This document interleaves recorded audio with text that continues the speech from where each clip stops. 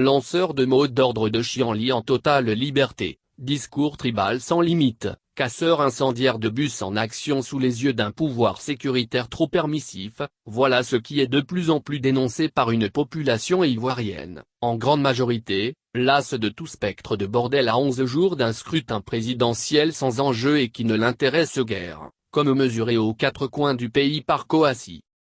La Côte d'Ivoire est vraiment bien loin d'autres pays africains certes taxés de dictature, mais néanmoins où règne l'ordre dans le développement. Citons, entre autres, le Cameroun et son éternel Biya ou encore le Rwanda de Kagame où les forces de l'ordre, en tenue ou en civil, sont employées sans aucune limite, pour mater qui oserait troubler l'ordre public sans que ça n'émeuve ses médias et ONG internationaux, ou ses rapporteurs diplomatiques, qui font comme trembler le régime ivoirien jusqu'à la paralysie de son action. Chicoter comme il se doit qui oserait prendre la rue pour casser ou bloquer les travailleurs, en faisant fi de ce qui pourrait être dit par des commentateurs de pays parfois aux situations pires, ce sentiment prédomine dans la majorité silencieuse qui déplore l'aspect bien trop choco-gentil, NDLR, d'Alassane Ouattara.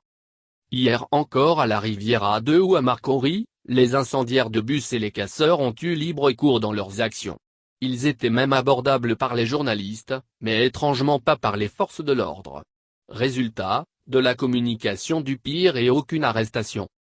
L'opinion ivoirienne paraît sans aucune pitié face à la Chianli qui va jusqu'à la fermeture des écoles après mot d'ordre d'un syndicat, impensable là où la réelle autorité de l'État prédomine. Elle demande même à ce que les méthodes fortes soient employées sur qui serait pris en flagrant délit de casse, et va jusqu'à exiger que ceux qui cassent soient sévèrement matés en public à titre d'exemple. Au constat, elle reste sur sa faim et ses frustrations de vivre dans un pays trop permissif qui instaure une forme de climat permanent d'instabilité et d'insécurité pour dès qu'il s'agit de politique.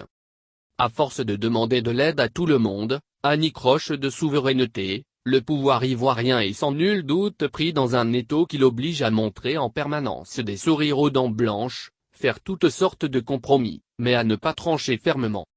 S'il y pense peut-être, à coup sûr, si le permissif constaté pourrait être en rapport avec une campagne électorale à mener du mieux possible jusqu'à la proclamation des résultats dans un contexte alambiqué, il n'ose pas à cause du qu'en dira-t-on de ces geôliers en col blanc. Néanmoins, une nation qui se construit ne peut pas laisser libre cours à ceux, des plus hautes sphères sociales aux plus basses, dont la seule motivation demeure dans la destruction. Au constat d'un dialogue qui montre ses limites et qui, à la finale, dominé par les mauvaises foi, ne sert à rien, si le pouvoir ne montre pas ses muscles à tant il ne rassurera pas les gagnés par les doutes et l'angoisse sécuritaire.